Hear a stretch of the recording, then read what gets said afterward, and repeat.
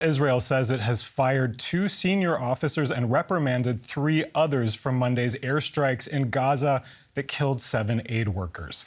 An inquiry carried out by Israel's military found that its forces made, quote, grave mistakes when they attacked the World Central Kitchen humanitarian convoy. But the UN says the findings don't address the underlying cause of civilian deaths. Here at Israel's Ashdod port, aid shipments bound for Gaza will soon be accepted. And further south, the Erez Crossing will be reopened, says Israel. It used to be a pathway for people to cross the border, until Hamas militants used it as an entry point for their October 7th terror attacks. Now, Israel will reopen the checkpoint temporarily, as well as the Kerem Shalom crossing into southern Gaza. Israel's about-face comes after pressure from its closest ally, the US. On a tense phone call, President Biden told Prime Minister Benjamin Netanyahu that the US would review its support of the war if changes weren't made, a reprimand that appears to have spurred Israel to action. Pardon me? Did you threaten to stop military aid to Israel? I asked them to do what they're doing. Israel's about-face on aid follows international outrage over an airstrike earlier this week that killed 7 aid workers in the Gaza Strip. After a swift investigation, the Israeli army fired 2 officers and reprimanded 3 senior commanders. The inquiry found they had attacked the aid trucks after misidentifying the vehicles as having Hamas gunmen inside. Israel has expressed, quote, deep sorrow for the incident and made a commitment to protect aid workers. The UN, however, is demanding an independent investigation. The Israeli government has acknowledged mistakes and announced some disciplinary measures. But the essential problem is not who made the mistakes. It is the military strategy and procedures in place that allow for those mistakes to multiply time and time again. Nearly 200 humanitarian aid workers have died in Gaza Strip attacks since October 7th, according to the UN. And as the war nears its 6-month mark, several aid agencies warn that more than half of Gaza's population is on the brink of famine. Our correspondent Rebecca Ritters in Jerusalem told us more about Israel's inquiry into the strike that killed 7 aid workers on Monday.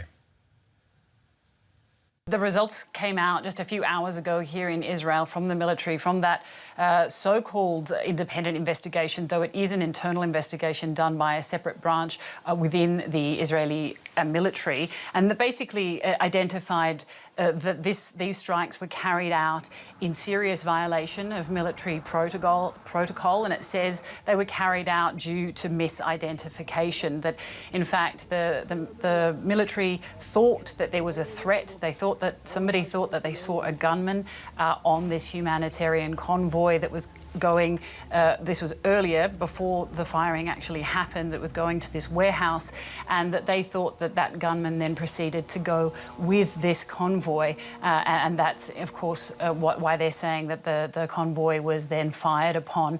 As we know from the reporting of the incident, the convoy was fired upon. The first car, the first vehicle was fired upon, then the people that were still living tried to get out, go to the second and the third, and they were, it was continually fired at. So that is being identified as a misidentification and in direct violation of military procedure.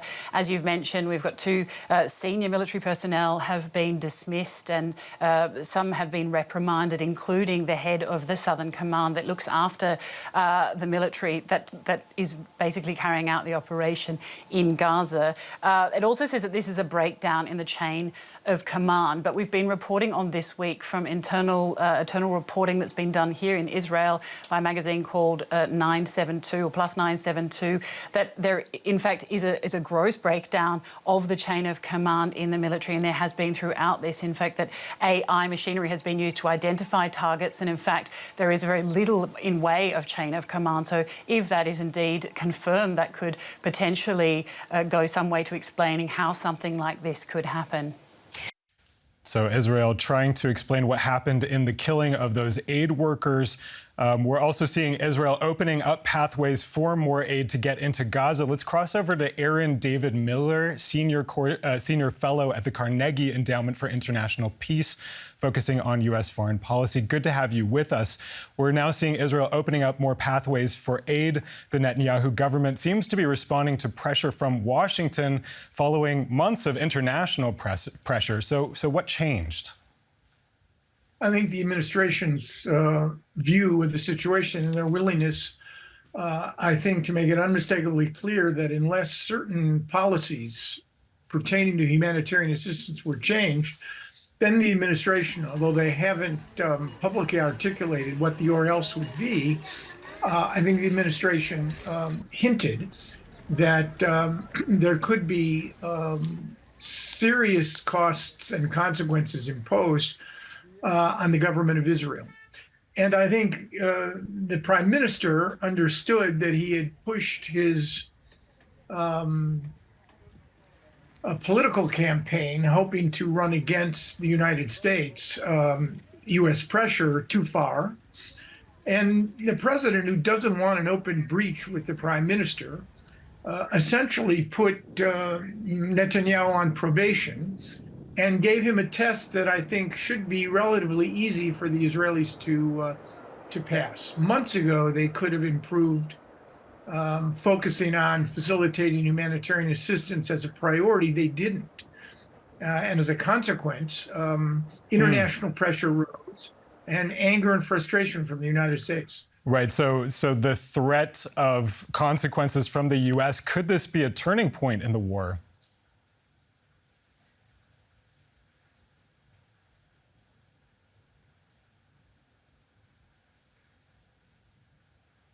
Could Aaron David, are you still with me? Could this be a turning point in the war? I'm here. Okay. You kind of went quiet there for a Okay, we're asking if this could be a turning point in the war with the U.S. putting more pressure on Netanyahu's government. A turning point in the war would mean that you'd reach an agreement between Israel and Hamas in phases to free hostages in exchange for Palestinian prisoners, to create at least a 6-week ceasefire, and finally to create predictable and reliable corridors in which to surge humanitarian assistance into Gaza. No, the turning point involves both hands clapping. That is to say, Israel and Hamas are going to have to agree. These are the two major combatants. These are the two parties that have determined the tactics, the strategies, the periods of escalation and de-escalation. And we're now in the 6th month of this war. We often forget and we default somehow to the fact that the international community or the United States somehow will figure out a way to fix all of this. And whether it's Sudan or Ukraine or Syria or Yemen, I mean, the list goes on and on. These internal conflicts Aaron David Miller, thank you so much. To external pressure. Aaron David Miller, senior fellow at the Carnegie Endowment for International Peace. Thank you so much. And I'm now pleased to welcome Ehud Olmert. He was Israel's prime minister between 2006 and 2009. Welcome back to the show, Prime Minister. It's a pleasure to have you on. Now, international pressure on Israel is mounting, and the Netanyahu government seems to be responding. Do you think this could be a turning point in the war? I hope so. I actually hope that the war will be stopped.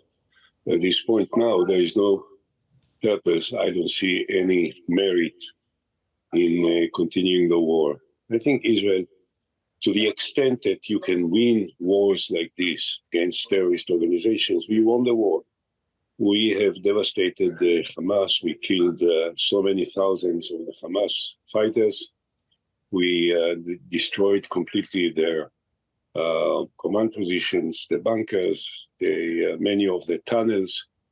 We have won the war. I don't see any advantage continuing the war now. It has to be stopped. And to the extent that the president and the American leadership and the European leadership advises the Israeli government to do so, I think they are giving a good advice. Do you think that Prime Minister Netanyahu shares your assessment that this war is already won? I don't know exactly what his assessment.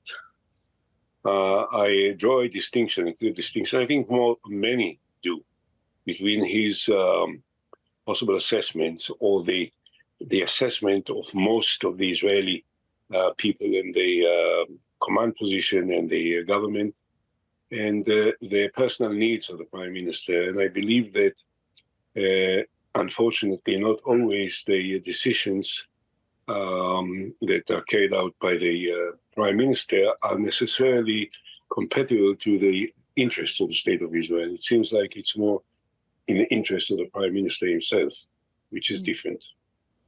Joe Biden also asked for an immediate ceasefire. There will be new negotiations this weekend. It was just announced. Do you expect to see a breakthrough there? Quite frankly, I'm not in a position to be able to give an assessment about what may happen between Prime Minister and of Israel and Biden, President Biden. As I said, I think that the war has to be stopped now. I don't see any merit to Israel. I do not think about Hamas. I don't think about the Palestinians. I think about my country. I don't see any merit to continue this war now. Every day that it continues causes a great damage to the State of Israel, to the image of the State of Israel, to good relations between Israel and many of the countries which we care for, without any positive outcome to the interest of the State of Israel. If we kill 20 more terrorists, that will not make any dramatic difference in the basic balance where we are. But if 1,000 more civilians will be killed, it will be terrible for the State of Israel and for the image of the State of Israel. So at this point, I think that we have to stop. I hope that the Prime Minister will do it. I doubt that he will do it, but I hope he will do it. And I hope that his partners in the coalition will squeeze him and will express their opinion and will use all their power of persuasion in order to bring about an end to this war. Yeah, we are 6 months into this war. Gaza has been reduced to rubble pretty much. 33,000 Palestinians are dead and 130 Israeli hostages remain in Gaza. Do you think the government is doing enough to free them?